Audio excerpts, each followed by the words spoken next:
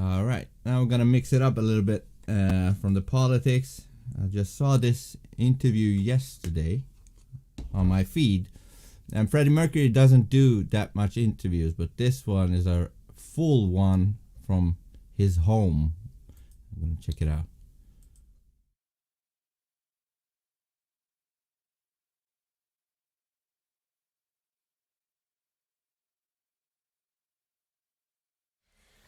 I want to talk first of all about Munich as an environment. Do you think where you record an album has something to do with the way it sounds? Oh, very much so. Very much so. I think with us, I think always a different environment helps. I mean, we don't really like going to the same. In the early days, we used to go in the same studios all the time, and after a while, it really got you down.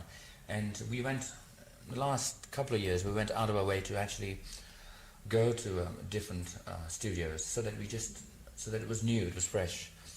But mind you, having said that, I contradict myself. This is the only studio we do come back now, just at the tail end, is Munich, because we know what it's like for the tail end. Whereas for to start an album, we try something different. Like the last album was done in LA. That was the first time we ever used those studios. Fuck, I forget what the name was. Oh God. Oh, you must know. Was it the record plant? Yes, record plan. That's right. I forget. No. I'm going to need this to be kind of more in front Even, of yeah, your- really, it's not of happening? your well, it's happening, but it won't quite sound on mic, unless you're talking directly into it. Yeah, I came to see you guys at the record plant when you were there. I don't remember what month that was. And there was me, Brian, and the engineer waiting for all the rest of you. And I don't know where you guys were, but you never showed. I didn't see you there, did I? No. But Munich, as opposed to your own studio in Montreux? I hate my studio, to be honest. They'll kill me for saying that. No, I mean, we've used that as well, you see, and oh God, they'll kill me for saying this. I like Montreux, but I mean only for like a couple of days. That's not enough to make an album. It's nice, it's very scenic. I mean, you got a wonderful view, there's a beautiful lake, and it's nice. I mean, I don't mind doing a few, maybe the odd track there, but I'd hate to sort of think beforehand that I would be saddled with the whole album over there, or even a major part of it. I just couldn't go through with it in our own studios. Munich I like, because I like the city. I like, it's very clean. It's very safe. When you live in New York and then you come to Munich, you just think you can have your car and you can park it anywhere without thinking, oh God, it's going to be gone by the time you come back. And it's just different, apart from the fact that everybody speaks German. It's okay. I'm learning a little bit of German too. But you also did, was it the mixing of this album in LA? No, the mixing was done here. Oh, that's what I said earlier on. It's nice to come back to, for the tail end, it's nice to come back to a studio that you do know and recognize, so that you know what the sounds are going to be like. Is this the first digitally mastered album you've done? Yeah, that's right. What's yeah. that mean? Oh, don't ask me. I don't know. I don't know technology. You have to ask a Mac. It's just you just get a cleaner sound, and you just bypass certain generations of tape that way. It's just a new way of doing it. It's all very clean, and you virtually get the kind of sound that you do create in the studio outside. Because most of the times, when you do it in the studio, and by the time it gets on record, it's you lose a generation, and it's sort of it's basically just trying to get the cleanest sound possible that you can get, and digital masterings are almost there. They're the cleanest at the moment. Apart from that has about as much technology I know. Ask me about something more fruity. Go on. Okay. The last album was kind of we talked about it when it came out, kind of a departure for Queen, and it seems on this, more on the funky side it was. Yeah, everybody seemed to hate it. It was just something different. It was very different. We were out on a limb, and we wanted to do something, and I still think that is a good album. I mean, I know it didn't... Of course, the only way people gauge albums these days is if it was successful or not. If it's a successful album, then it's a good album, isn't it? I mean, that's the way I guess you have to engage it. But for a musician, I mean, of course, I mean, we wouldn't have put it out if we thought it was a second-rate album to start with. I mean, but we were out on a limb. We wanted to do things that a rock and roll act hadn't done before. I mean, go straight into the black area and do funky stuff, and it's okay if you sort of do things like that in the beginning, but after a while, if a group is if people sort of get to know you in a particular way, and then you change so quickly, sometimes it's hard to grasp. And then the timing, and it's got to come out at the right time. I still think that if that album came out about now, people would be more aware of it, wouldn't you say? Just at that time, now the Michael Jacksons have suddenly happened, and it's being in the right place at the right time. Speaking of Michael Jackson, you guys are good pals. Yeah, we still. Well, we worked on 3 tracks. I mean, that's about a year ago, and we still haven't finished them. My sort of projects never seem to get finished. I don't know why. Maybe it's me. No, it's he's very busy. We talk to each other now and again. And first, I was going to be on a Thriller album. Then I was supposed to do something for the Jacksons album, and he's in LA. I'm in Munich, and. Well, something might happen on my solo album. See, I've got something up my sleeve. Aha. If there's time, I might go to LA and finish these tracks. I'd like to finish these tracks. The funny thing about it, we wrote a song together called Victory. We haven't finished it at all, and I hear that Jackson's new album was called Victory, but I don't think the song's on it. And, so he's just used the title. I'll kill him if he used the song without me. You hear that, Michael? He's taking a ton of crap right now from... Now that's a song that is not released, Victory. They only made 3 songs. There Must Be More to Life Than This and State of Shock. But the Victory track, nobody has heard it. But apparently somebody has said that Freddie said that song is really good. And maybe that's why he said he will kill Michael Jackson if he takes it, But I also read that he said that he saw Michael Jackson as his little brother or something, and also that Michael Jackson said they asked him, "You're a Queen fan, right?" And he said, "No, I'm a Freddie Mercury fan." That must be tough for the rest of the band to hear. Jehovah's Witnesses. I guess he's quite a religious guy, right? Well, they're saying that he's much too suggestive, and no, he is a Jehovah's Witness. Right, so, but they're saying that he's not behaving like one, and he seems like rather a clean living kind of person to me. I don't know. To be honest, I don't know. How does one live like a Jehovah's Witness? I mean, Well, I suppose you've got to do. The only thing I know about that is you're not allowed to have any blood transfusions and like that, which I think is deadly against. I don't know. I didn't know that he was. I thought he was quite keen on that thing. I know he loves animals and things like that. He's okay. He's all right. I think it's the dancing that's got them down. Is that it? I think he's got to do something for a living. My God, he's a musician, and I don't know. I think he does everything quite okay. I mean, I couldn't do what he does because he's just a totally different life. I mean, he just doesn't eat meat, and but each to his own. I mean, I think in the end, it's the music that counts, and he comes out with very good music. He's a good lad. He's a real good man. This being your 13th, is that your 13th album? Yes, that's right. Yeah. God, that's amazing. Number 13. Lucky 13. Is it hard to stay? Sounds so old. Is it hard to stay motivated? It is hard. Yes, it does get there's different ways of looking at it. I mean, sometimes you just think, okay, you've done enough, and you do want to do different things. I mean, I'm still hungry to do things, but it's not the same kind of hunger. It's a bit sort of, okay, you've done this.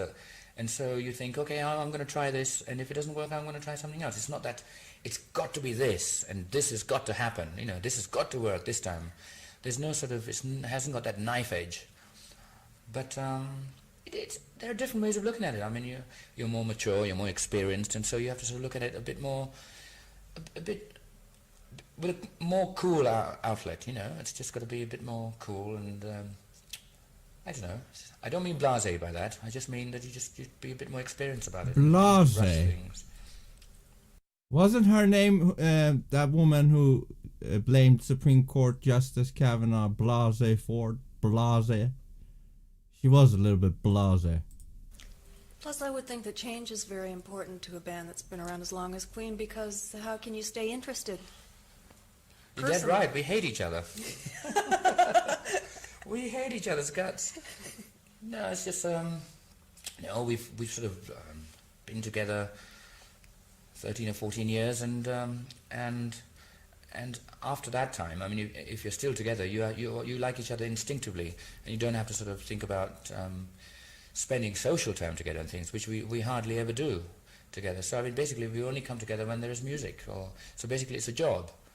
I think we all look upon it as, and I think we're professional enough to think about it that way, and I think that's good. So we keep away from each other's territories, to be honest. Otherwise, I think I'd just tear all my hair out and jump out of a tall building, to be honest, if I had to sort of live the way we did in the early days. But a group has to go through all that, to start with, because you have to get to know each other and their musical abilities and this and that. I think we've done a lot together, and I don't know. I think now all we're doing is just staying together to make music, which is what we were initially there to do.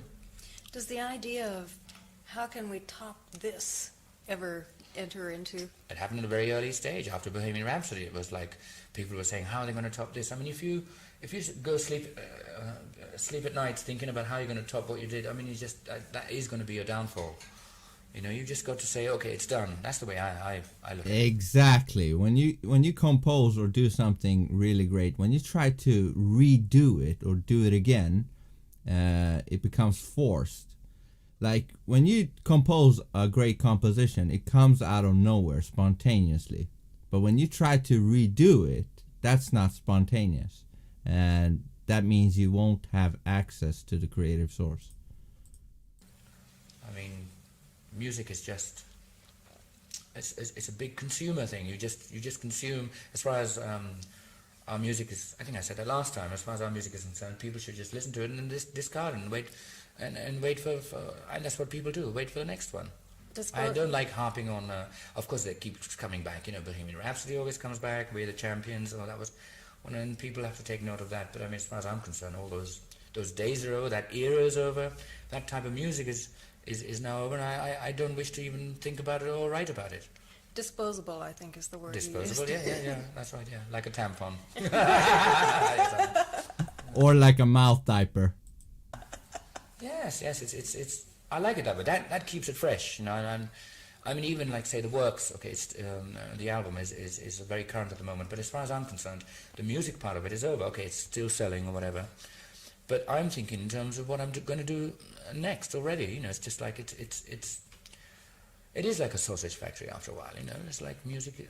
It's become that way. I mean, to me, it's just a it's a packet of sausages, and just marketed, and then I just want people to eat it, and that's it. But you are then like a sausage company improving the product. You're changing the product as the times change. That's what most bands are. I mean, they can't harp on one album, otherwise that would be it. You can't make one good album and say, okay, this is it. How much can you get out of one album? Okay, you can have it in your collection and sort of listen to it, but people want, new stuff every day. And music is like that. And people do have to be very aware and change with the times and see what's going on. And I like to think that Queen's music does change with the times, and I know it does. And I mean, it'd be awful to keep coming up with the same formula all the time. Number one, it would be boring for us, and I think it would be very boring for the public, and the press would have a field day. The press have a field day with us anyway.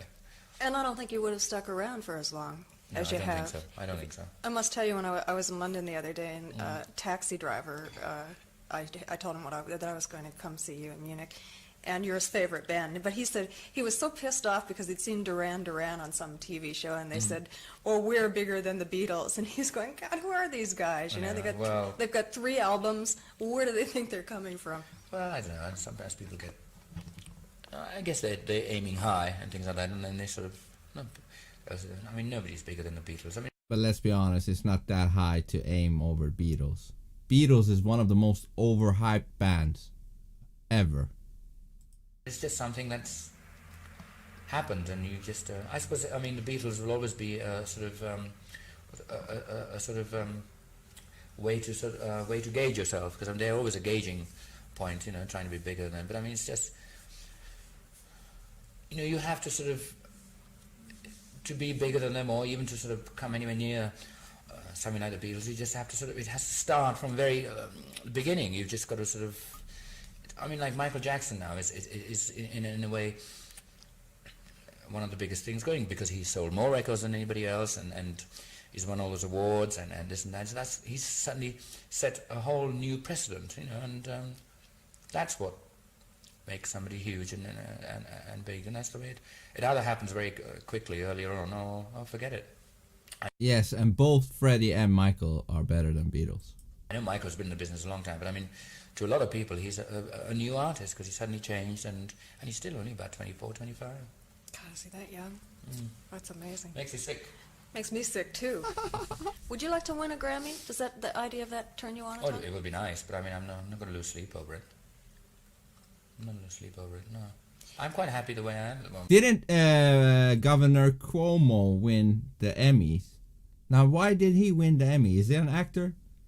Maybe he is an actor. Huh? Yeah.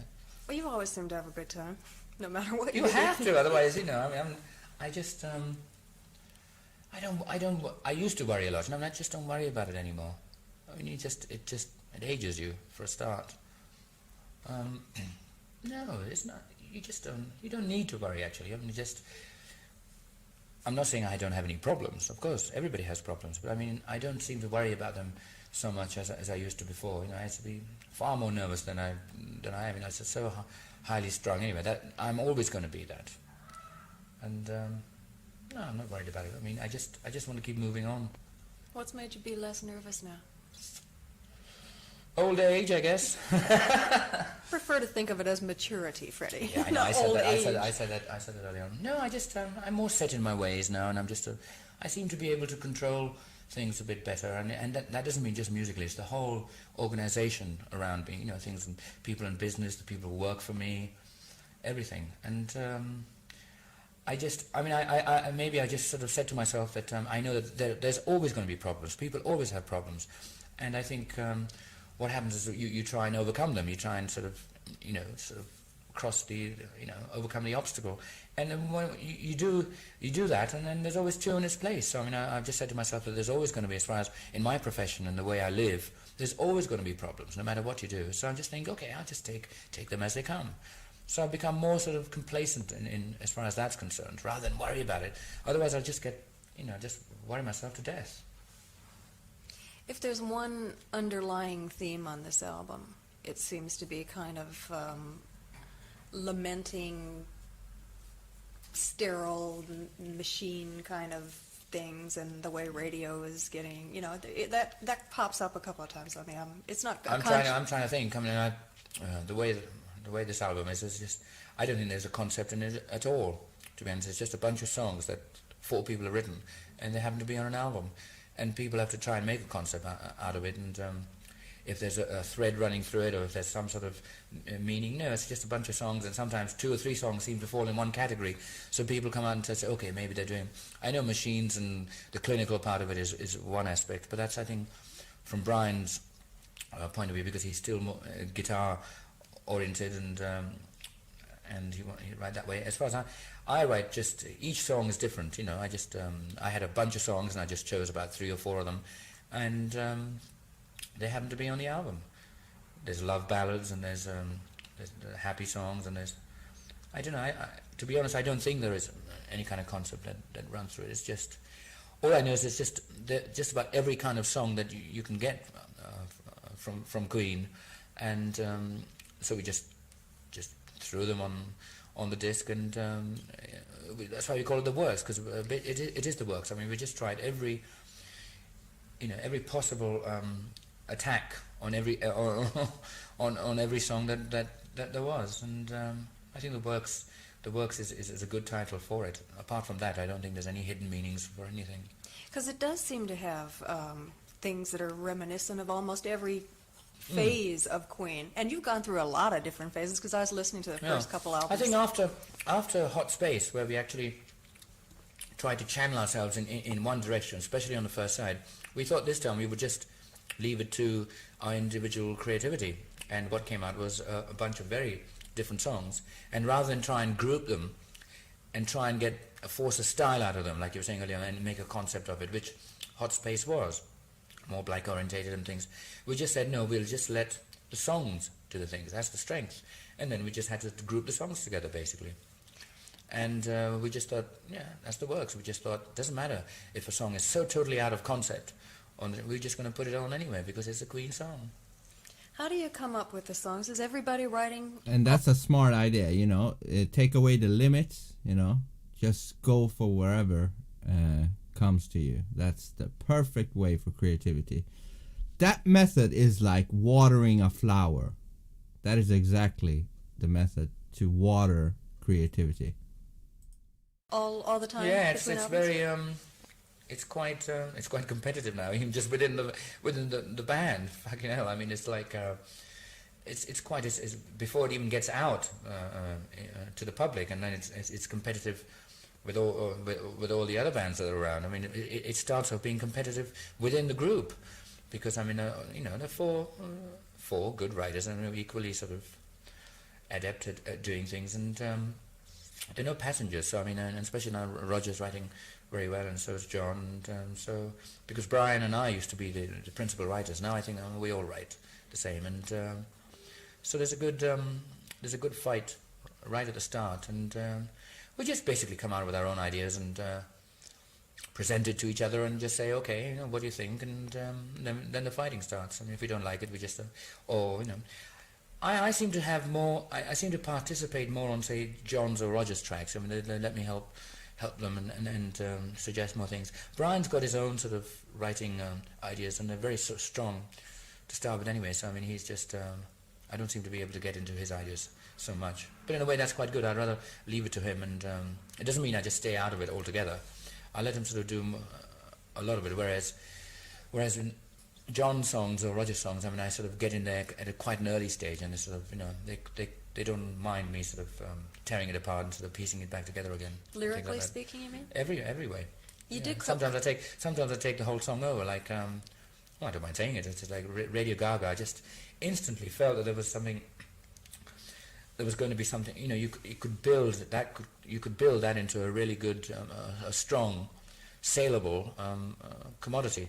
And I think Roger was just thinking of it as just another track, I don't know. And I just said, no, I think it needs. So I virtually took it over, and I sent him on he went on a holiday, a skiing holiday for about a week, and came back, and but it's basically his song. You know, he had the ideas there together, and I just felt that there was, you know, some construction elements in there that were wrong to start with, and he just said, okay, you do what you want. And that's the first biggie for Roger, isn't it? First hit. Yeah. Oh, definitely. Yeah, he wanted that very badly, and I think he deserves it. Yeah, it's a big hit in Europe.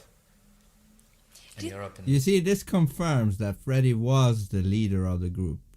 When he was around, the other band members' songs was much better, and when he passed away, they couldn't even make one song anymore that is good. Pretty much. Places. It would be true to say, wouldn't it, that audiences, both at concerts and radio audiences in different countries, like different things, don't they? Of course, it would be so boring if everybody liked the same song. Well, you know, in the United States, though, it's so big, but a top 40 single that's #1 in New York is almost sure to be a top 40 single in L.A., too. But that's the Americans. The Americans. I mean, you're talking about the whole world. I mean, the Japanese culture and the way the Germans consume product. It's all very different. Yeah. Sometimes it does amaze me where if you write a song which is a good song and it sells in, say, 3/4 of the market, you're so I'm dumbfounded to find out why sometimes it doesn't sell at all in say something like America. I mean, Mull of Kintyre, which is a Paul McCartney song, was one of the biggest hits in England. I mean, it is the biggest single ever written. I mean, it's the biggest selling single in England. Mull of Kintyre, it sold over 2 million or something like that. And it was never even released in America in that way, because he just felt, or the company or whatever felt immediately that it wasn't going to be. So they turned the thing around. I'm sure I'm right. And they got the B side of that, and the A side in America. I'm sure McCartney was pissed off. I'm sure he was too. Phoebe! More wine. You co-wrote a song with Brian on this album. I know. there should be an eclipse. That was a very... I liked the way we actually approached that song, because it was a... we were looking at all the songs we had, and we thought that we were... The one thing that we didn't have was one of those real limpid ballads, or the lilting type, you know, the love of my life type things. And rather than sort of one of us saying, okay, I'm going to go back and do it, go back and think about it and write it, I just said, Brian, why don't we just think of something right here? And that song just evolved in about 2 days. He just got on an acoustic, and I just sat next to him, and we just worked it out together. And I like it. That's why it's sparse. And the other thing is also, we only had like a couple of days to go to the tail end of the project, and we had to get the album released. It was a deadline, and that kind of pressure sort of helped. And I came up with the lyrical side, and then he came up with the chords, and something just happened, and it's the first time we never ever... See, if we actually thought beforehand and said, okay, you know, Brian and I should sit down and write a song together, I don't think it would have ever happened, because I mean, then all kinds of the egos would have played havoc to start with, and who does what, and this way we didn't have time to think about it. We just sort of went in there, got it together. And if it didn't work, we were going to throw it out. You see, it seemed to work, and it was sort of... It always comes down to being spontaneous. Anything that is creative, too much thinking will hinder it. It all points to that. Hey, what's up, Wendy? Absolutely. What's up, Moonchen? What's up, number 9? What's up, Melly? Cocksucker division. Oh, that's you don't mean Freddie, right? You mean Andrew Cuomo, right? What reveals? Listen, Freddie Mercury didn't do that many interviews, so finding these interviews is very interesting to listen to somebody. This is a genius. This is like Mozart of 1900s. Stuff streams of passion. Are you reacting to the? No, you can't react on a live stream. But this is a rare full interview, so that's okay. I wish I could react.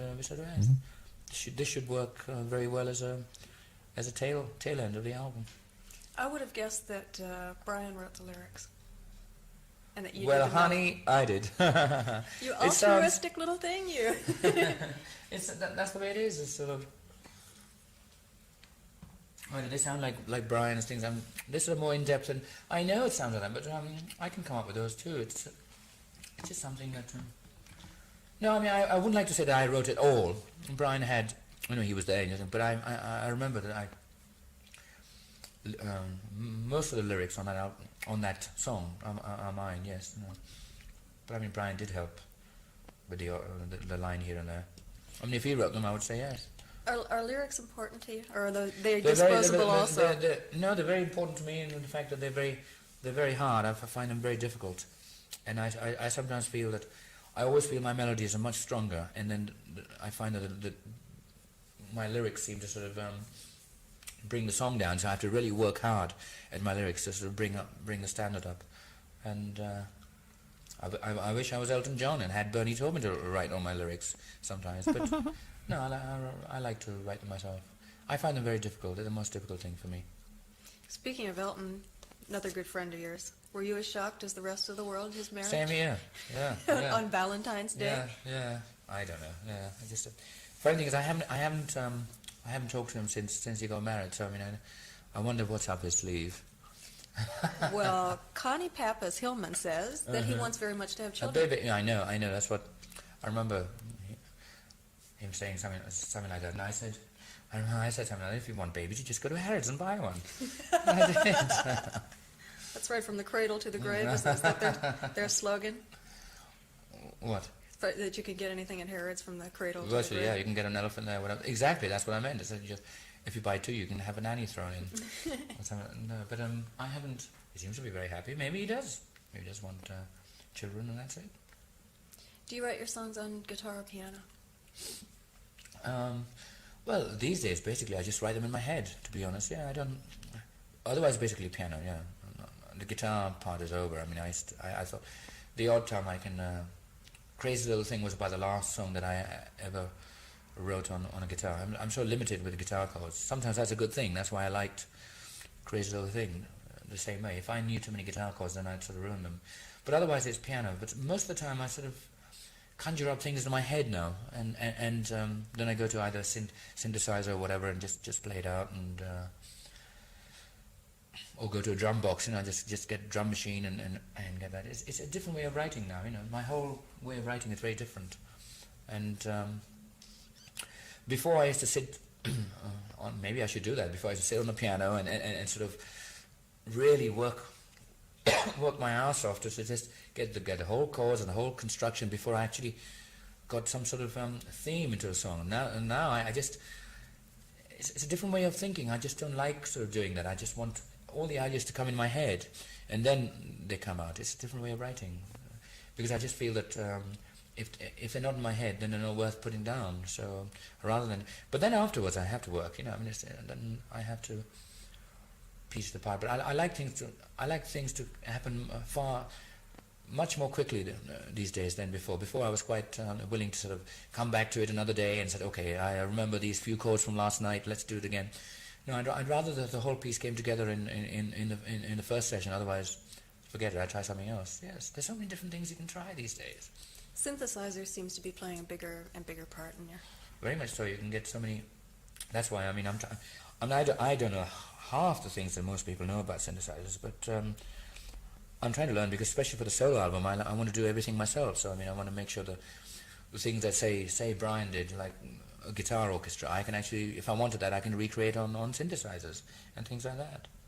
And basically, I think I'm going to actually get a chance to do things on my solo album which I virtually wouldn't want to do with Queen, because say something like a drum pattern. Roger would always do that for me on a Queen album, but on my solo album, I actually want to do it myself. So I want to program the drum machine myself, and things like that, so that I feel I'm doing things that it is a new area for me, and I'm actually going to try and do things that I never did with Queen before. So that would be first. This Fairlight machine is pretty fascinating, isn't it? It's beyond me, to be honest, but there are people that can work it, and I think in the end it just goes it's a bit too far. Gadgets are one thing. In the end, you've got to come up with a song. They can't write the song for you. They help a lot. They come up with wonderful sounds and wonderful sort of things which can stimulate you and say, oh, that's a good sound, let's use it. But they don't write a song. You can program it to death. It can't write a song. And basically, sometimes... Do you hear that, AI machine? You won't ever be able to do, great compositions. You can get stuck in all these technicalities and ruin a song. I like the idea that they're around, but you've got to be careful how you use them. Yeah. I basically like to think that I write... If I can write a good song, that's enough, and the gadgets come later. The solo album is a big challenge for you, isn't it? Yeah, I waited this long, and I think I better do it now before I lose it all. It's just... No, it's a high point this year. Once that's done, it's over, and I'll go back to doing Queen stuff. But I've deliberately taken a bit of time off to do this, because if I do this project, I'm going to do it properly. I don't want to sort of... before... A few years ago, I wanted to do it then, but I didn't have the time, and I could have sort of rushed it. I really don't want to rush it. I just want to do it in the way that I feel, and now the time is right. And while I sit here in Munich, it's just the beginning of my solo project. Have you been writing songs for it for years, or...? No. I've thought about it. You just don't...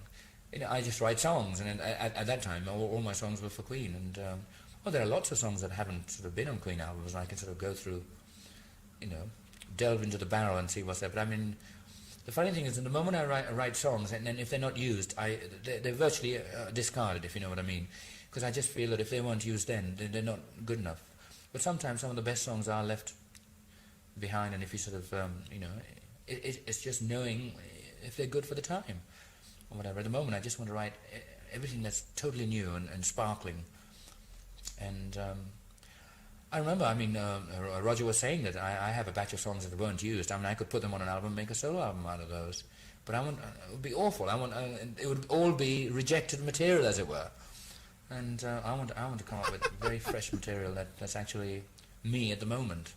And it's funny. Yourself, or will Mac do it? It's funny. Those rejected materials would be like a zillion times better than Cardi B. You know what I'm saying? Like a gazillion times better than Cardi B. But to him, it's like, it's not good enough.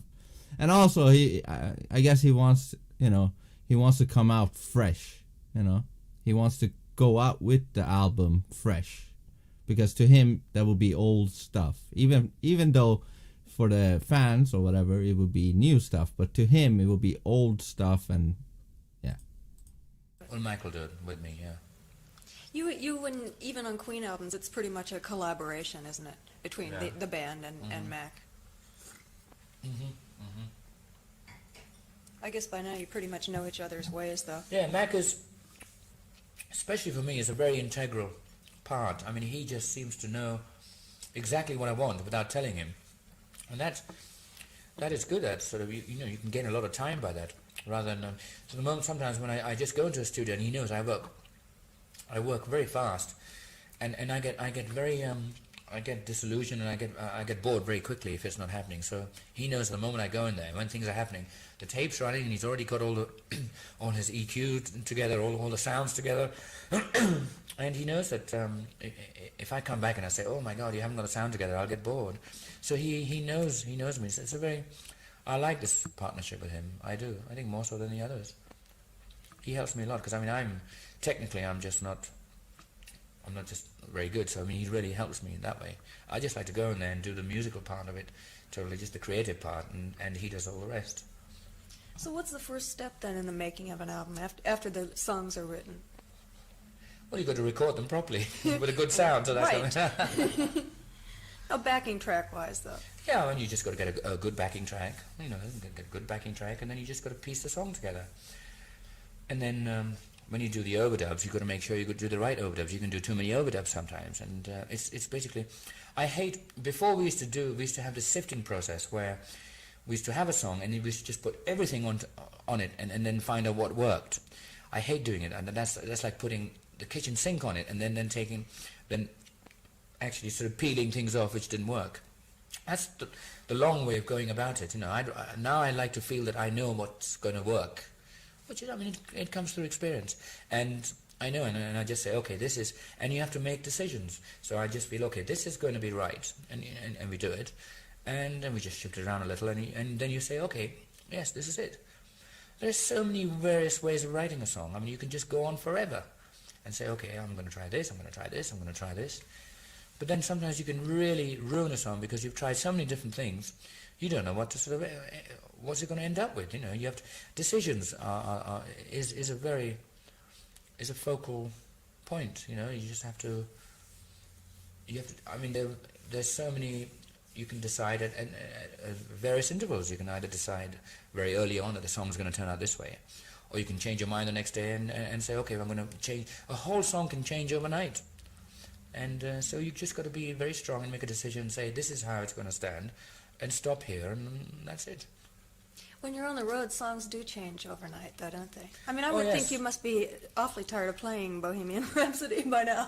Well, I am a bit, actually, but no, I mean, when you're talking about stage presentation, that's a whole different kettle of fish, because yes, in a funny way, I like the fact that the songs do change, because it would be awful to I hate this thing about trying to recreate your albums on stage.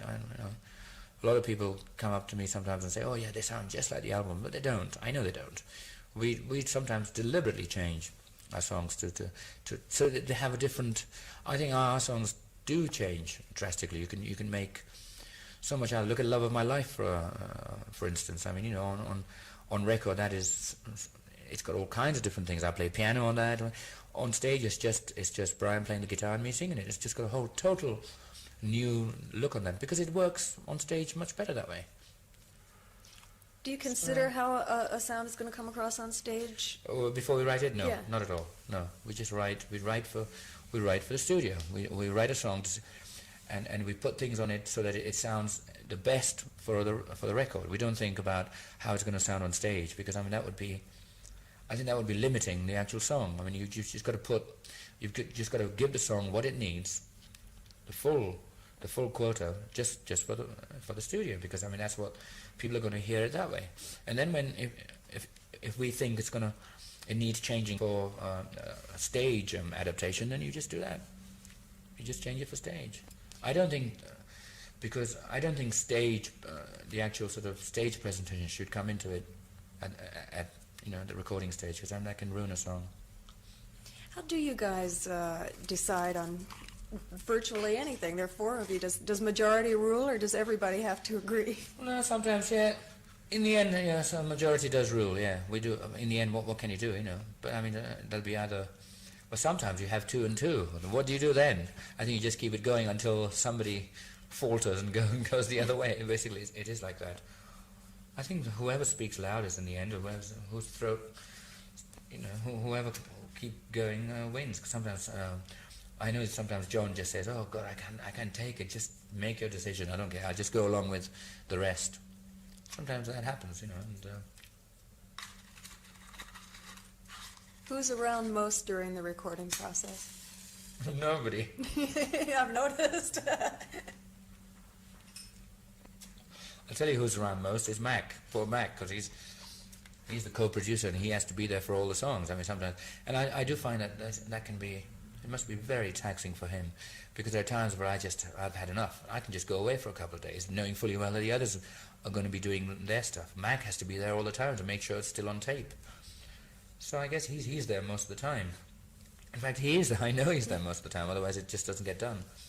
But you do, as creative people and all that, you do need a breather. You sometimes have to get away and get out of this whole thing and look at it in perspective. It's like having doing a painting. I mean, if you're so involved, you just have to give it a rest sometimes. And with me, I know that I find that if I keep dwelling on one project for too long, I ruin it. I know I ruin it. So I just keep going. I know that I have to finish it as quickly as possible. Otherwise, I discard it and start with something else. So it's sort of like your first instinct is right.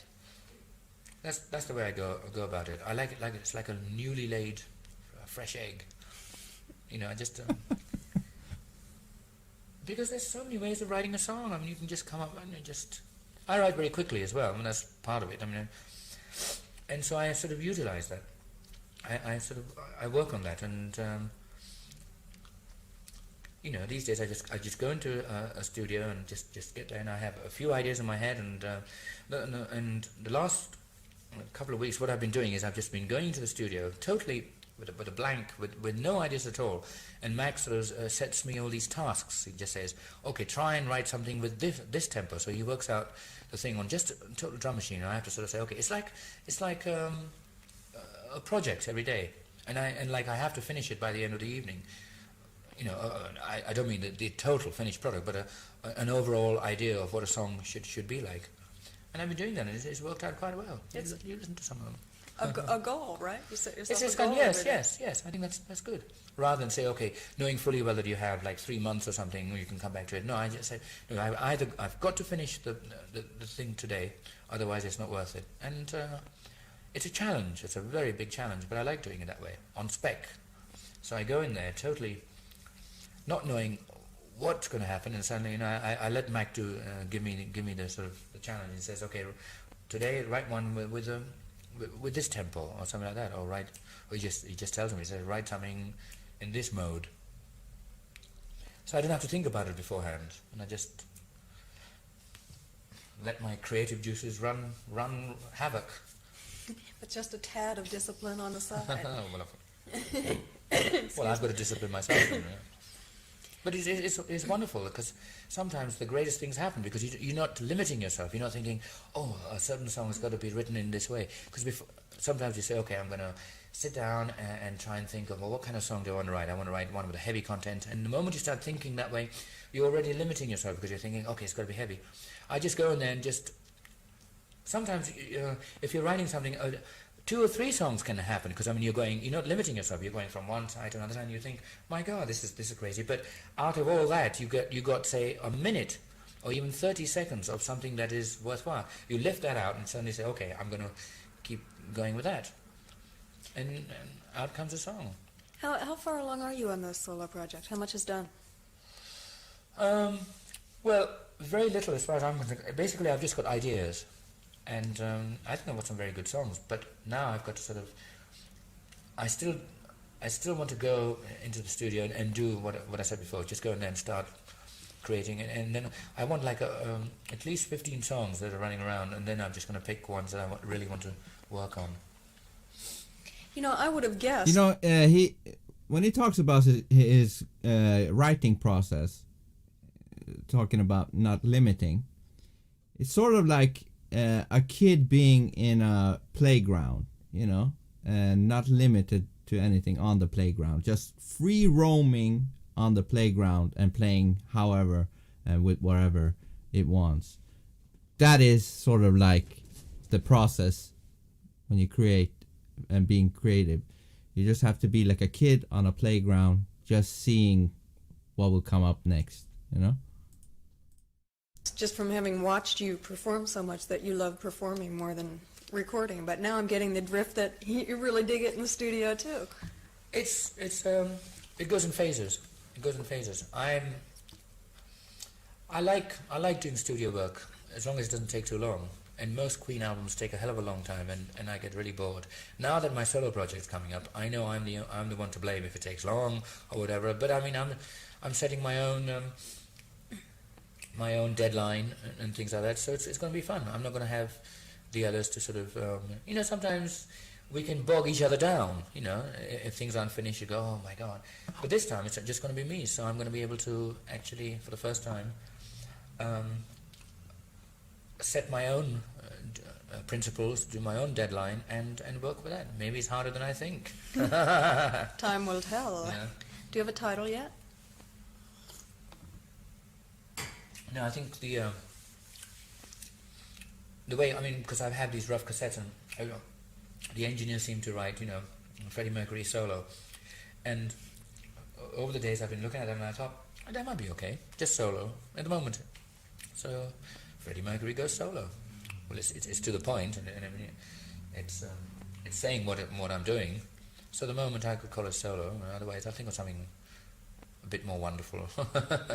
Would you have any aspirations at all of making a tour without Queen? What would I do? I can't come. I'd have to have a backing band. You'd have to have somebody behind a curtain. Yeah. No. I think at the moment all I'm thinking about is just coming up with a solo album. And as far as touring, oh no way, no. I love touring with Queen, because I mean I have so much fun. It's like we all have our individual solo projects all working anyway when we tour. So I mean it's I think, and the way I think, I mean, if it ever happens, is if I do my solo album and then we go on tour, I mean, I think Queen would do some of my solo songs anyway. Mm. So, I mean, they would just be recreating what I did in the studio anyway, in their way, and so that would be quite good. They would sort of take it a stage further. They would be doing my songs. I mean, in a way that's what happens now anyway. We all have little solo projects within the band anyway, as you know, and we all just play on them. So as far as that's concerned, no, I don't have any aspirations of going on stage without them. Is Fred Mandel becoming pretty much of a yes, fifth member? No, I wouldn't say he's a fifth. At the moment, he's working with Elton John all the time. You know, he's got like a year's contract. He's a very good musician, and as far as stage work is concerned, he is an integral part, and we'd hate to lose him. But if he's not there, we'll have somebody else do this. He just does all the synthesized parts and the odd piano things, but he's very, very good. But also that frees you those piano that. Parts. I mean, I love that. Yes, how could a person do what you do without stopping? No, but I mean, he doesn't just take over my piano parts. I mean, he actually adds to the songs. I mean, because we were losing out. I mean, especially now that we're doing a lot of synthesized work on albums, there was no one else to do it, because I mean, I can't do all that and play the piano and sing and run around, and it was a bit too much. I mean, somewhere along the line, something was going to, this limiting thing, and we needed another musician to actually do those parts, because everybody else is just doing so many things all at the same time. And I wanted a bit of freedom to actually be on front of the stage, because I felt a lot of the times I was just sitting at the piano stool, and I don't mind doing that for the odd song, but I just don't like being restricted so much. And I wanted to actually sort of sing the song and deliver the song while actually being on front stage. And Fred Mandel helps a lot that way. He takes over a lot of the synthesized parts. And if it's not Fred Mandel, it'll be somebody else. How long has it been since your last tour? Phoebe and I were just talking about how it's hard My to keep God. track of 1 year to the next. You know, it's been. I think it's been something like over 2 years. That's 2.5 what I was years. thinking. Yeah, because I was talking to Bryn last night, and she said, "Well, I've been gone for a year, and she's lived in New York for a year, and it was well before that." You remain in amazing shape. You know, I've always been an admirer of your body. Well, it's sort of it's still there. I say I'm working out and doing things like that. You know, it's just to be honest, I haven't worked out for about a month or so.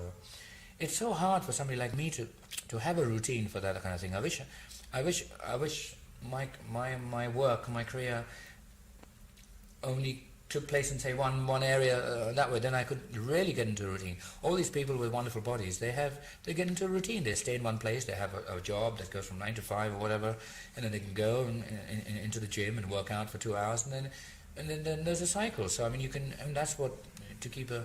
But for me, I'm suddenly in Germany one week, then I'm in London or whatever, and it's I'm flying. I mean, I wish I had a set of weights in a plane, to be honest. So I mean, I have to sort of take that into consideration, and I take it from there. But otherwise, I like to keep fit. Sorry about that. We'll have a breather. Yes. What was that sound? Okay, well, just to set the scene here, we've now been to a wedding. No. Now we're in an apartment upstairs from the wedding. That's Munich. Actually, I mean, I know normally I would never get to do things like that over here. They seem to look after me quite well. I wanted to ask you about that, because I know many cities in the States, you're a very recognizable figure, and it's kind of hard for you to walk down the street. Well, I mean, yes, over here, I think they're very cool over here, believe it or not. I mean, and it's like, Munich is like a village. After a while, I've been here for so long, and after a while they just sort of, take it into consideration that I'm around, and they don't really pester me at all. They don't. Is that ever a problem in your life? Big cities? Or do you kind of dig it? I dig it. Yeah. Not anymore. It's just those days of women throwing themselves in front of me and tearing my hair out and all that is over now. Culture Club are getting that now, so it's just... Yeah, big cities are for when you're younger. When you get a little bit older, you hate big cities. I don't like big cities anymore. I like it more, quiet and more private. I guess that comes with age. Comes and goes. I mean, wouldn't it be awful if people are still sort of, say, doing that? You have to grow up. I think, public. I mean, I'm not saying that we don't have a young generation of people that buy our records. It's just that they just accept us as being, established, and it's a different kind of thing. To be honest, I'd hate it anyway if people still started doing that. It's wonderful to actually have to go through all that. Everybody needs that. And we had all our, we had those crazy scenes in Japan the first time we went there, and all these screaming girls at airports trying to sort of run you down and things. All that, yeah. And the last time it happened was in South America, and where we had to go in armored cars and things like that. It's all. That was like Beatlemania. That was crazy. Yeah, it was just. But I like to think I can walk around anyway without people. If they recognize me, they basically just come up and say hello and ask me sort of intelligent questions these days, whereas before it was, why do you still wear black nail varnish, and why only on the left hand, and things. Well, it's just, you have to grow up. It's interesting that you mentioned Culture Club, because I am struck when looking at them, not that you ever wore a dress or anything that I know of. You guys were that flamboyant when you started. With you had Zandra Rhodes clothes, and I think that happens. Well, I think that happens. It's like a cycle. Somebody else has to take over. I remember saying that to somebody. It's exactly the same. It's just that it's a different time, and people are saying, "Oh, isn't he so outrageous?" I mean, we were outrageous at that time. I mean, look at David Bowie when he started up in Roxy Music. I mean, we all have there's always, you have to start. I mean, the Beatles in their day were totally outrageous. I mean, with that long hair, in those days, people weren't, they weren't used to that. And now you're getting this sort of very androgynous. I mean, even I was androgynous when I started off. But I mean, it's really into the sort of transvestite factor or whatever. But I mean, I think Boy George is I think he's very, very good. He really is. Yeah, I think he's talented and he knows what he's doing. And it's just that he's aware. When people start off these days, I mean, they have all in their belt. They've sort of they've grown up with all their breeding is all the stuff that we've done before, and so they have all that under their belt. And so it's, to me, I think it's quite outrageous what he's doing. But I mean, I can see that that's the way he's starting off at this point, and he's just taking all that. He's just done his homework, and he thinks that's the norm as far as he's concerned. It's sort of second generation, isn't it? I mean, it really is, yeah. It's sort of. It's just. Yes, it is second generation. It's just that they're a new band, and there's another generation of people taking on to them being new. You were probably his influence. Well, we are friends. We're friends, and he used to sort of say that he used to come to some of our shows, and there was one party we had a hat party at Legends about 4 years ago, and he said he gate crashed it with Marilyn. I mean, you heard about Marilyn. Mm-hmm. And he said, of course, you didn't know me then, but I mean, we just wore hats and gate crashed it. And that's what he was saying. I said, oh my God, how things have changed. And in a couple of years after that, he just become a phenomenal star. There you go. Good luck. You're a flamboyant person anyway, but is the Freddie Mercury that we see on stage pretty much the real Freddie Mercury? Well, it is me. I mean, it is me doing it, but it's just that I don't like to sort of... The theatrics I get, basically that's what you're talking about, the theatrics I get up to on stage are me doing my job, I mean, I hate being still, and this is the way I let myself get into it. That doesn't mean that every day when I go about in the streets or whatever that I'm like that. No, I'm just sort of... I'm basically quite a shy person, really, when I get down to it, but I can be a real bitch as well. I just let my characters loose at the right time, It's just I don't have to sort of play the key role all the time. That's just it's just the way I am. And I don't worry about the fact that if I'm suddenly in someone's front room or something, I don't have to sort of suddenly play the key role. I mean, I just take it as it comes. You just showed me the new video. Yeah. You're definitely an actor. That's the first. Well, I think we were all acting there. I mean, it was just the first time we were put in these roles. And see, a lot of the times people make videos and expect musicians or whatever to sort of play a certain role and do acting. I mean, that's where it falls down. I mean, a lot of times where we've shied away from that so that we don't look. Sometimes, I mean, if you go into a little acting thing, I mean, you just got to do it really well, and if you don't do it well, then it just comes across as really crass. I mean, it's like musicians trying to act, and because they want to do a video, you just got to be very careful. And this time, because of the fun element and the comedy element, I mean, I think it worked because we just put ourselves. It's so farcical, and it's the first time that whole. Well, I know the Stones did it a long time ago, dressed up in drag, but I don't think they did a video. But I can't think of any other video where the four principals, as it were, are actually doing real comedy drag, and also from the standpoint that a lot of times Queen come across as very serious. I mean, the music ability is always there, but I mean, we've always been humorous underneath, but maybe it doesn't come across through songs or whatever, and on stage we're very, very aggressive or whatever, and the humor element is always lost. And this time it was a good way of showcasing that bit, and I think we suddenly found that we could actually do it quite well. It was just that we were sort of maybe restricting ourselves, thinking that we couldn't do it. This time we said, oh, fuck it, we're just going to do it and go crazy. And we all sort of built our own characters around each sort of, drag individual. I seem to cope quite well. Did it pain I've never worn high heels before. I mean, I've never done a...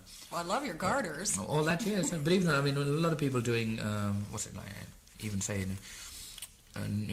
New Orleans Mardi Gras or whatever, or even just a Halloween party or something.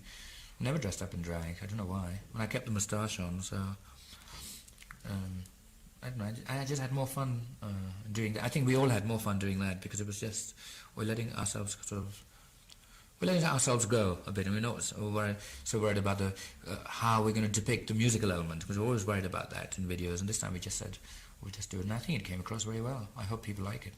It's wonderful. Did it pain you to? You kept your mustache on for the drag parts, but you took But it off. took it off, yeah, because we suddenly went into a. We did a. I've always wanted to do this Nijinsky role, as it were, but I just wanted to wear the costume because I didn't want to dance like him. Like I couldn't ever. It's just that I always wanted to wear this L'après-midi de fond costume, which is working with the Royal Ballet, I thought I must do it properly. Anyway, I could have kept my moustache on, but that would have then taken another comedy element as well. I just wanted it sort of a bit more serious at that level, especially if you're dancing with, real professionals. And I think that was another thing I've always wanted to do. So there you are, 2 in one video. But you really pull it off. I mean, you really do look like a real Well, I did my dancer. best. Yeah, I'm just. They teach you a lot, I mean, they sort of. One of the principal ballet dancers from the Royal Ballet is Wayne Eagling. I mean, he's been a friend of mine from a long time. He sort of taught me how to do things, and if I couldn't do them, I mean, he just sort of he taught me how to cheat as well in certain things, and a lot of things were very difficult, but I just tried them all. I'm willing to try everything. So the Royal Ballet, I suppose they don't just appear in any old buddy's video. Oh no, they have to sort they're of. friends of yours, eh? Yeah, so I mean, because a long time ago, about 4 years ago, they asked me to do a charity gala, which they had. So it was all the donations went to charity, and they just wanted me to.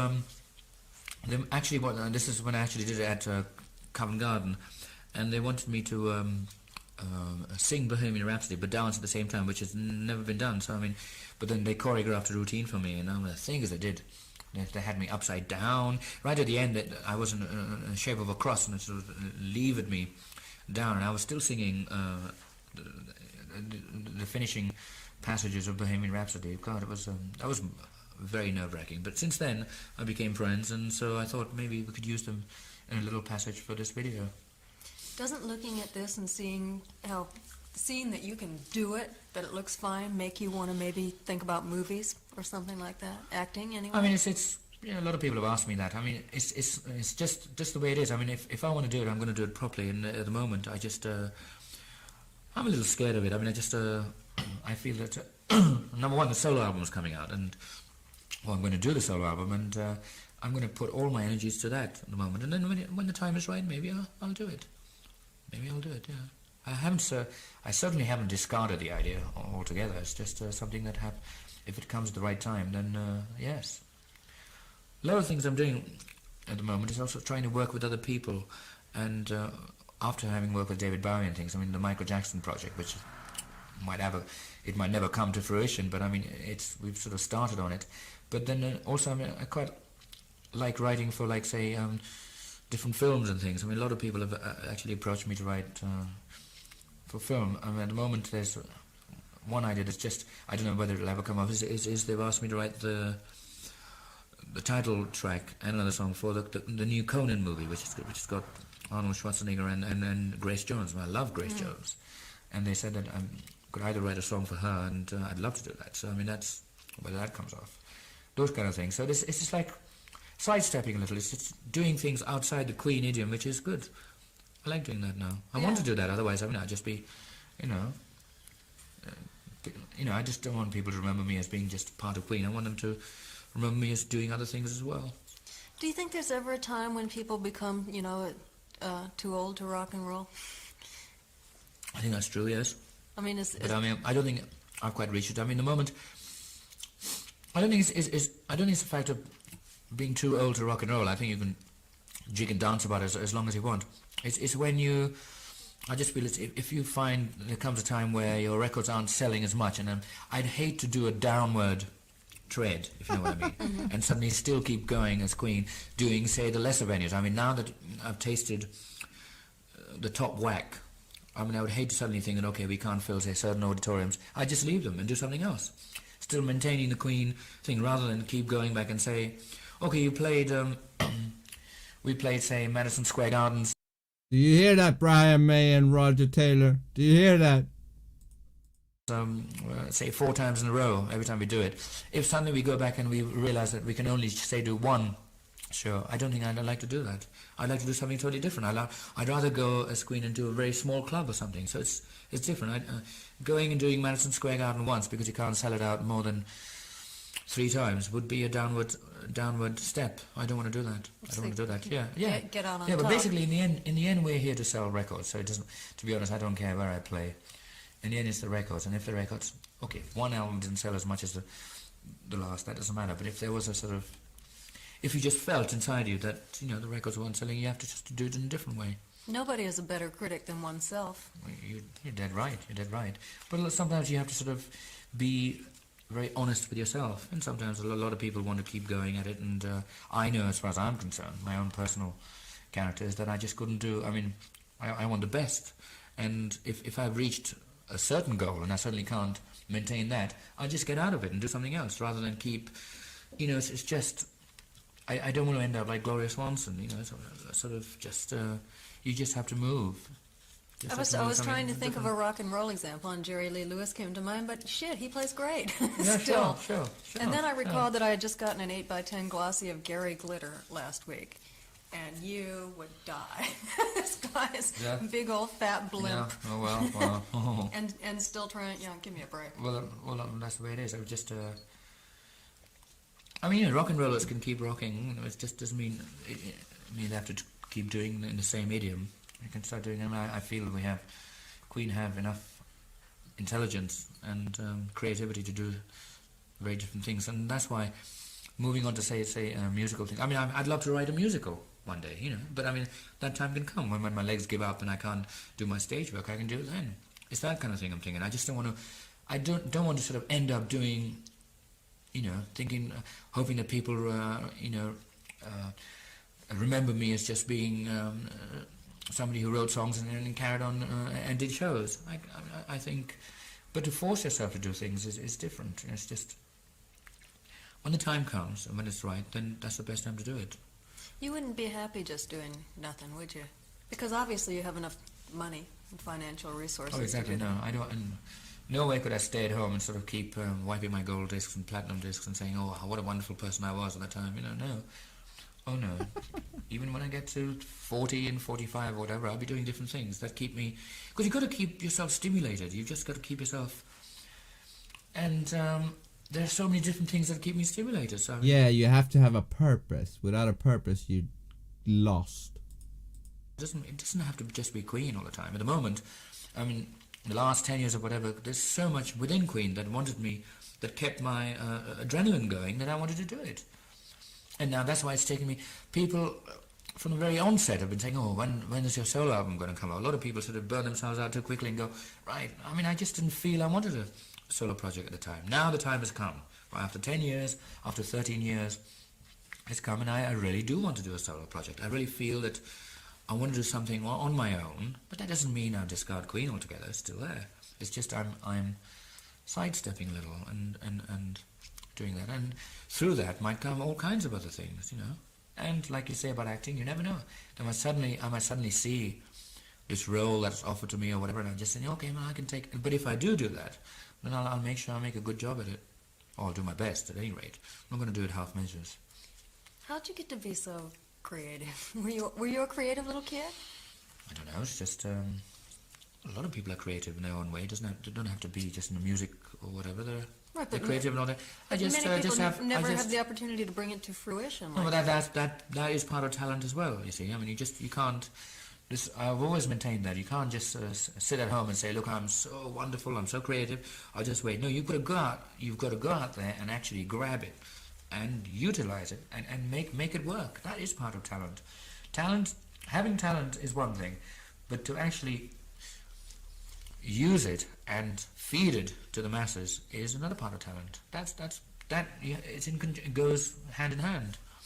I know there are a lot of people I know who are very talented in the way that I feel, but they just haven't made it because they haven't got that extra thing that's needed to actually sort of it's called hard sell. I think you just really got to sell your ass. You just got to go there and ram it down their throats and say, "Here I am. I'm creative. I'm wonderful, and here, eat it."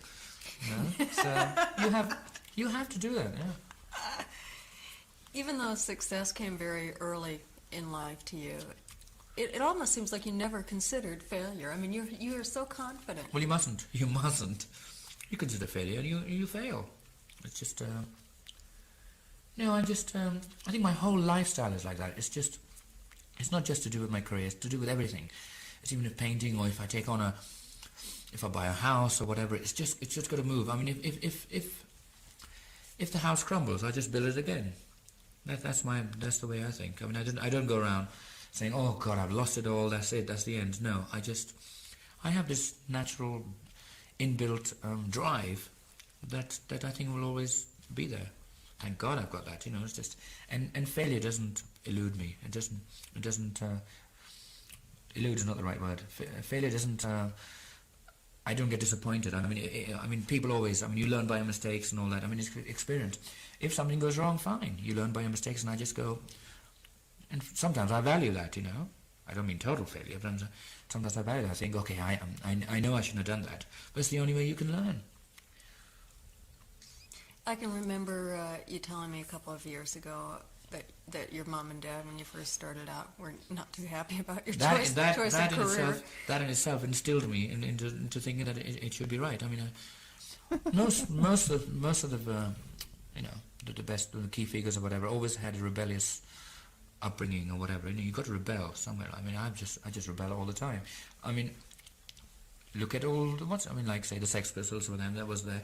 I mean, look at what Boy George is going through right now. I mean, he's just especially in Middle America, I should think. It's just they're burning his records and things. Wonderful, absolutely wonderful. And he knows how to actually use that and enhance himself.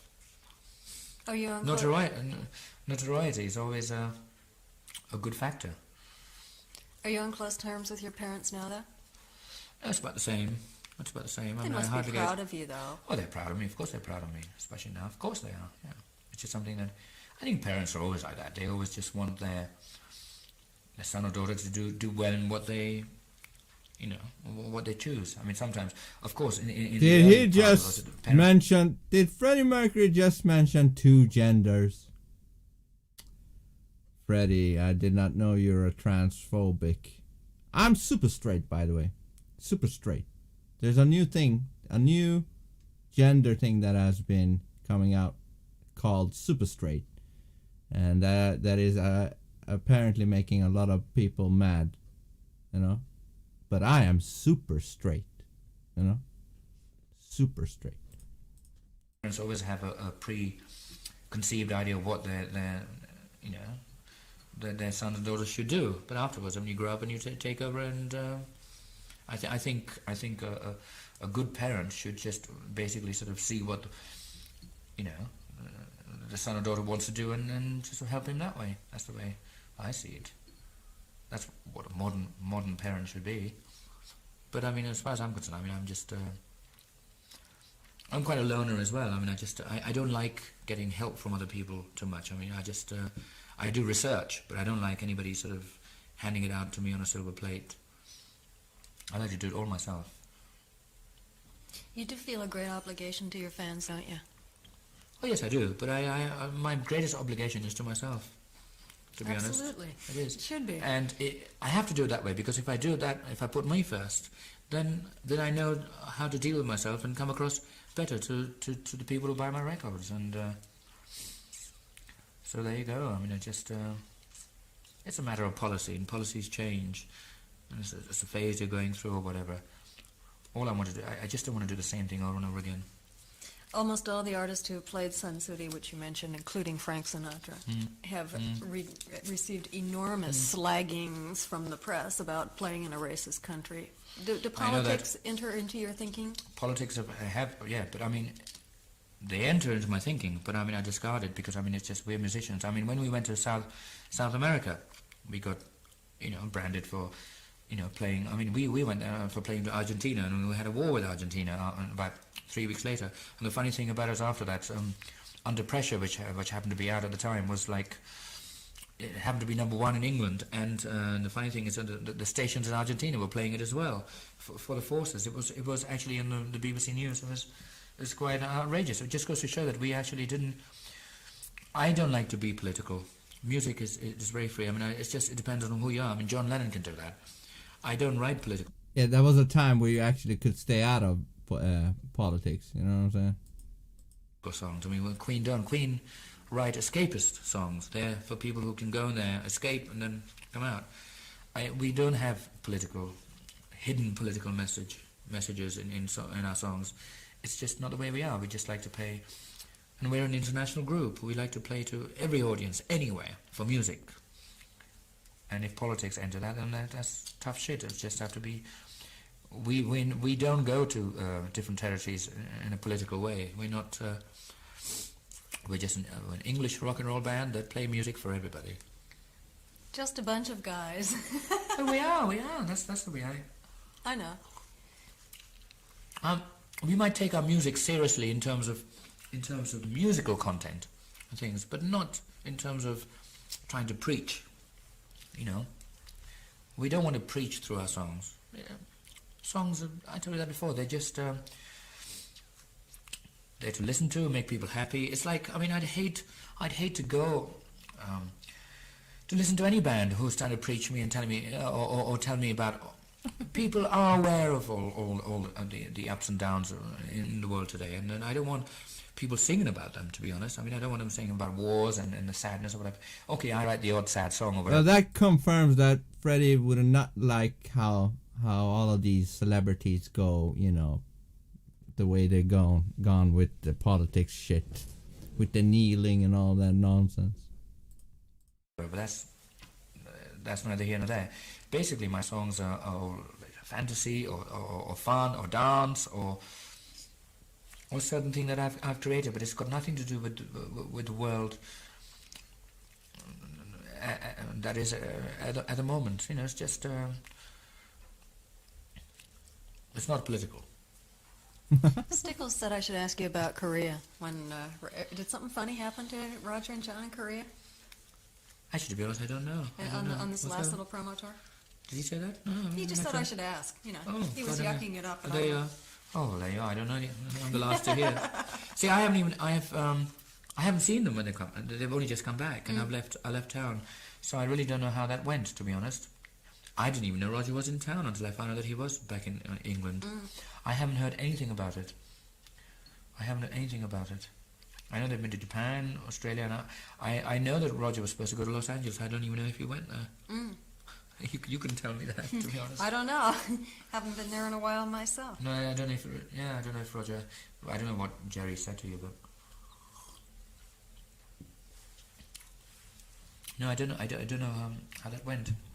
Basically, what happened was they'd undertaken this promotional tour earlier on, and we were in the middle of doing this new promo, and their bits were done, and then I had to sort of hang out and work with the Royal Ballet and all that. So I was spending most of my time routining with them and working out, you know, the dance sequences and things. And while Roger and John were doing Japan, Korea, and Australia, I guess.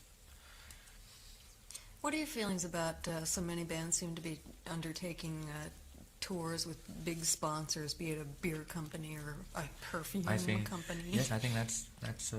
I think it's a good step. I think it's a new form of making money. You know, merchandising seems to make more money than normal tours, to be honest. Meaning, when you do a tour, you can make more money out of merchandising than just ticket sales. And of course, the moment people, it's a new thing. It is like video is a very new thing. Out comes different ways of, and it'll always happen. Yeah, I think sponsorship is a good thing. So if it gives you money, of course. Yeah. I love your honesty. Listen, I'm here to, you know, I'm not. I think any band will do that, and I think we're into sponsorship as well. But I mean, at the moment we're talking with a very big firm, but I won't mention. And depending on what happens, I think it'll go very well. Yes, I know. Yeah, Pepsi Cola with Michael Jackson and things like that. Yes, I think it's something that I think a lot of bands are going to do. So the next step for you personally, then, is obviously the solo project. Yeah, what I'm going to. I think a lot of things are going to evolve from that. You see, at the moment it's an embryo, to be honest. It's a very and I don't want to sort of start getting all the aspects of it all sort of creeping. I just want to. I want to be in a way kind of left alone and make sure it's okay, and then start putting my feelers out. And out of it could come all kinds of things. Like, I mean, I'm hoping that maybe one of the songs could be a part of a feature film. That could be one tangent. Maybe work with a couple of other different artists so that can be a collaboration in terms. Make videos of my own. I mean, I'm dying to do a video that I feel that I just can do all by myself. So there's so many different areas that I can actually pinpoint from my solo project, and I think that's going to take up most of my time in the near future, and that's enough for me, you know. Is there not a Queen tour in the near future also? Well, you see, the Queen, yes, but I mean, the Queen, near future, okay, the Queen tour, the Sun City thing might happen, say, July, or after, and then after that, that's what I was trying to tell you, it's not going to be like major tours. We're just trying to think in terms of just doing exclusive concerts in major territories at the moment. The way they're going to come across, I don't know, because we have to still work on that. Mm-hmm. If you go to Africa, I'm coming. That sounds pretty neat to me. Oh, you must come. It sounds wonderful. You must come. I think it's. They've always wanted us to go there, and they said we're going to just pack Sun City out. They've been waiting for us for a while, and I just think now's the right time. I'm not afraid of playing any territories. They've got to be good. I mean, you know, I'm certainly not going to go to Nicaragua or something like that. I'm not stupid, but I mean, if the need is there, and if we haven't played there, I'd like to go there. I think most of the band want to do that too. I think we're also thinking of doing something in the sort of in the real eastern territories, like Bangkok and Hong Kong, which we haven't done. And Singapore and places like that. Pretenders did Bangkok, I think. Yeah. A few people. Police have done things like that. Really? But, yeah. And why not, you know? Yeah, indeed. Okay, my final question is, your birthplace is Zanzibar? Yes, that's right. What were your parents doing there? They were freaking out. Well, they were working for the government at the time. My father was working for the government, and Zanzibar was part of the Commonwealth at the time, and so he was a civil servant, and he worked over there, and there you are. I was at a very early age. When I was about 7, I was put in boarding school in India. So I went from Zanzibar to India for a while, and then came back to England, and a very upheaval of an upbringing. Sounds like it. Which seems to have worked, I guess. I guess so. In a way, it sort of made. I was like put in an environment where I had to sort of fend for myself at a very early age, which I think was a good, what would you call it? A good. I got a very good grasp of how to be responsible at a very early age, and I think that's why it's made me into such a fiend. Well, you're a good fiend. Was it? Thank you very much. Okay. Is there anything I haven't asked you that you want to tell me about? I can't think of anything. I've forgotten all the things I've said. Thanks, Freddie. It's funny. So different from the beast you see on stage. But the thing he said about regarding his upbringing, that is super true. You know, being sent off as a little kid to a different country by yourself must do something to your character. You know what I'm saying? Like, it will toughen you up. And really, what you get out of this man is just being real, honest, and being yourself. That is the way. Period. And with the creativity, have no limits. And he had no limits. He just did it until he couldn't do it anymore. Genius. And we won't be seeing that in these robotic times of today. And I'm gonna do another stream about a thing called black goo.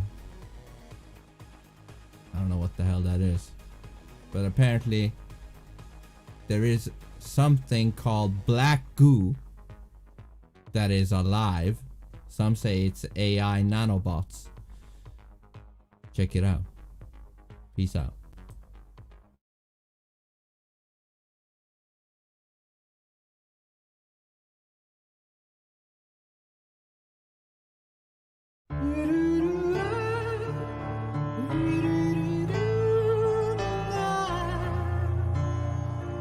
so sorry.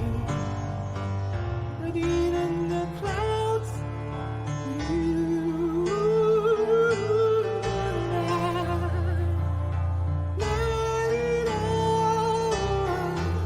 You are the only one. You are the only one. Funny how love can be. La, la, la,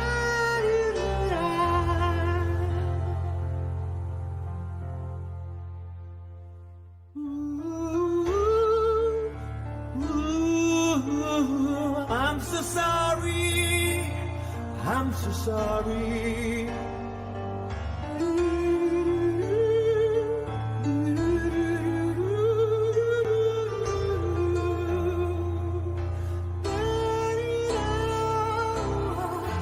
You are the only one.